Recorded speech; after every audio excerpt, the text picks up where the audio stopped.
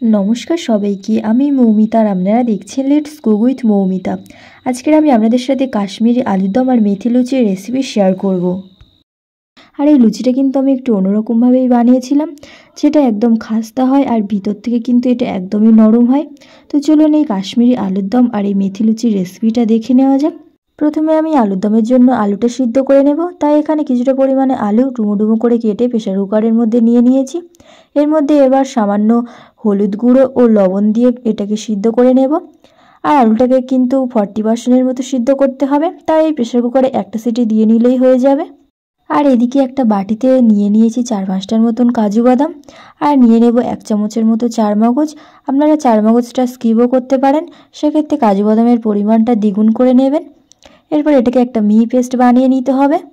এরপর মেথি লুচির জন্য ময়দার ডোটাও আমি রেডি করে নেব, তাই এখানে নিয়ে নিয়েছি ময়দা, আর এর মধ্যে দিয়ে দিয়েছি 1 চামচের মতো কাসুরি মেথি, সামান্য লবণ ও সামান্য চিনি।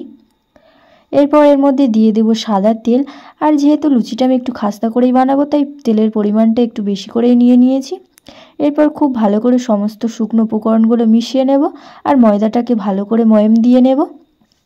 দেখুন ময়দাটা আমার ময়ম দিয়ে নেওয়া হয়ে গিয়েছে। এরপর অল্প অল্প করে জল দিয়ে ময়দার ডোটা আমি রেডি করে নেব। আর ময়দার ডোটা কিন্তু আমার রেডি করে নেওয়া হয়ে গিয়েছে। এরপর ওপর থেকে কিছুটা সাদা তেল মাখিয়ে এটাকে রেস্টে রেখে দেবো, আর এই তেলের পরিমাণটা কিন্তু একটু বেশি করেই নিতে হবে। এবার কাশ্মীরি আলুদমের জন্য একটা গুঁড়ো মশলা রেডি করে নেব, তাই এখানে আমি নিয়ে নিয়েছি একটা এলাচ, একটা লবঙ্গ আর 1 টুকরো দারচিনি। এর মধ্যে এবার নিয়ে নেব 1/2 চা চামচের মতো জিরে, 1/2 চা চামচ ধনে, আর 1/2 চা চামচের মতো মৌরি। আর এই মৌরিটা কিন্তু অবশ্যই আপনারা নিয়ে নেবেন, এটাকে কিন্তু স্কিপ করলে একদমই চলবে না। এরপর সমস্ত গোটা মশলাগুলোকে হালকা একটু নেড়েচেড়ে নিতে হবে শুকনো খোলায়।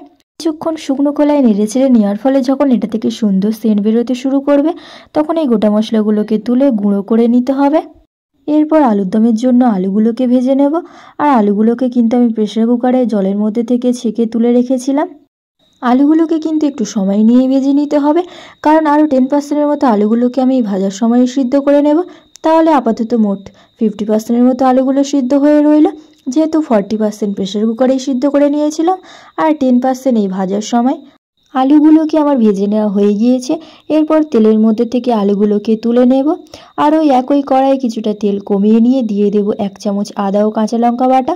আদা ও কাঁচা লঙ্কা বাটাটা একটু ভেজে নিয়ে দিয়ে দেব টমেটো বাটা। এখানে আমি একটা মিডিয়াম সাইজের টমেটো নিয়ে বেটে নিয়েছিলাম।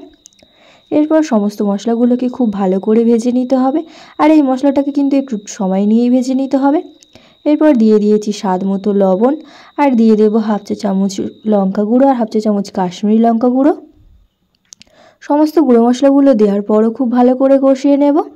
এরপর আগে থেকে যে কাজু আর চারমগজটা বেটে রেখেছিলাম, সেই কাজু আর চারমগজ বাটাটা দিয়ে আবারও 2 থেকে 3 মিনিট ধরে এই মশলাটাকে খুব ভালো করে কষিয়ে নেব। আর এই কাজু আর চারমগজ বাটাটা দেওয়ার পর কিন্তু গ্যাসের ফ্লেমটাকে একদম লোতে করে দিতে হবে। এরপর দিয়ে দেবো ফ্যাটানো টক দই। এখানে আমি 100 গ্রাম টক দই নিয়ে ফেটিয়ে নিয়েছিলাম। এরপর যে গুঁড়ো মশলাটা বানিয়ে রেখেছিলাম, সেই গুঁড়ো মশলাটা দিয়ে দেব।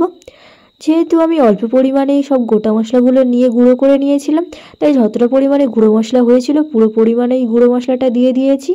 এরপর খুব ভালো করে মশলাটাকে কষিয়ে নিতে হবে। যখন দেখবেন মশলার মধ্যে থেকে তেল ছাড়তে শুরু করেছে, তখন এর মধ্যে ভেজে রাখা আলুগুলোকে দিয়ে দেব। আর যে পাত্রে আমি সমস্ত মশলাগুলো রেখেছিলাম, সেই পাত্র ধোয়া জলটাও দিয়ে দেব। আর আবারও খুব ভালো করে নেড়েচেড়ে দেব। কন্টিনিউ নেড়েচেড়ে দেওয়ার কারণ এর মধ্যে দই দেওয়া হয়েছে সেহেতু খুব তাড়াতাড়ি ধরে যেতে পারে। এরপর যে জলের মধ্যে আমি আলুগুলোকে সিদ্ধ করেছিলাম, সেই জলটাও দিয়ে দেব। আর এই জলটা যেহেতু আমি না ফেলেই ব্যবহার করেছি, তাই মশলা কষানোর সময় যে লবণটা আমি দিয়েছিলাম সেটা কিন্তু বুঝে দিতে হবে, যেহেতু আমি সিদ্ধর সময়ও লবণ দিয়েছিলাম। আলুটা যেহেতু শুধুমাত্র 50% সিদ্ধ করা, তাই বাকি 50% কিন্তু এই জলের মধ্যেই ঢাকা চাপা দিয়েই সিদ্ধ করে নিতে হবে।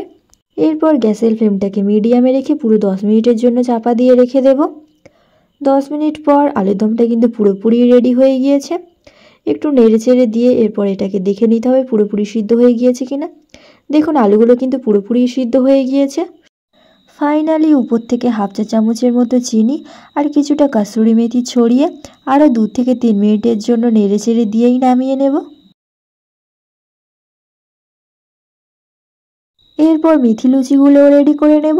তাই যে ময়দার ডোটা আমি রেস্টে রেখেছিলাম, সেই ময়দার ডোটা একটু হালকা হাতে আবারও কিছুক্ষণ মেখে নেব, আর এর মধ্যে থেকে ছোট ছোট করে লেচি করে নেব।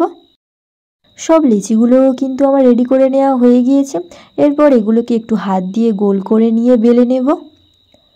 ময়দার ডোটা রেস্টে রাখার সময় যেহেতু আমি একটু বেশি পরিমাণেই তেল দিয়ে রেস্টে রেখেছিলাম, তাই বেলার সময় কোনো রকম আর তেলের প্রয়োজন পড়েনি।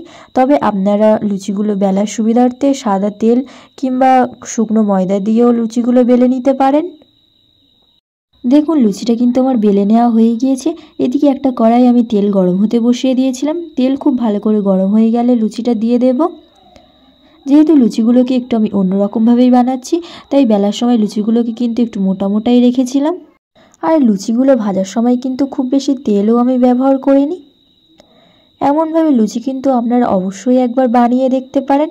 এতে করে লুচিগুলো হয়ও একদম খাস্তা, আর খেতেও কিন্তু খুব নরম হয়।